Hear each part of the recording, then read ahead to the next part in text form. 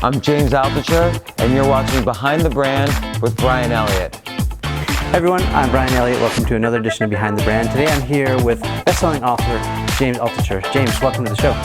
Oh my God, not only am I so excited to be here, but I feel like I'm the last in line. We've had all my friends on the show, and now finally I'm on. Here we are, 2017. Let's reflect back on maybe 18-year-old James. If he were living in 2017, what kind of advice would you give him today? Young college students as well, who are thinking about, doing their own thing, whether that's going the traditional route or going the non-traditional route. What advice would you give them? So you sort of asked a couple of questions. I'll answer them in reverse. There is no traditional route. So the other day I saw a help wanted ad, and the help wanted ad was for a self-driving car engineer. Another help wanted ad, because then it got me intrigued, was for a VR, virtual reality world designer. Okay, now 20 years ago or 5 years ago, this would only have been in science fiction novels. Who would have thought a self-driving car engineer would have been an actual real-world job? And we're living now in a science fiction universe from when I was a kid. And from when you were a kid, and from many listeners were kids. So there is no traditional route, because what's going to be traditional 20 years from now is science fiction right now. And so that's always going to be the case. That's been the case was 20 years ago, 20 years before that, and so on. But it's the rate of change is happening much more quickly, because the exchange of ideas is happening so much faster because of the internet. So, which didn't exist 20 years ago, or when 20-year-old James was around, I should say, or the web didn't exist.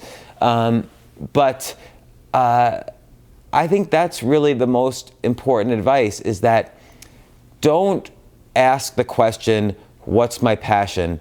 Because think about when you were 9 years old. No 9-year-old says, what's my passion? They just build, they get in a sandbox, and they figure the most amazing creative things they can build, and they build it.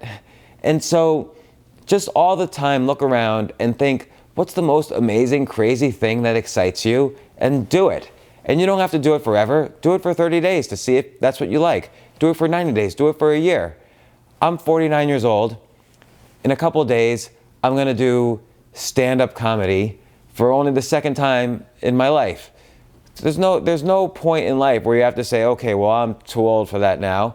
You're always going to change. You're always going to challenge yourself. You're always going to do new things. You're always going to do things that excite you.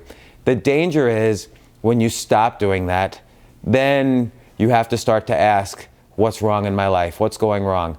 And you have to address that question, because something is going wrong. And you have to get back into that point where you're constantly challenging yourself, constantly doing new things, and always stay focused on taking care of yourself, making money, serving others, getting customers. There's a mix between always doing the new and doing the things that are also good for people around you and customers and entrepreneurship and so on. So good. So inspiring from James Altucher.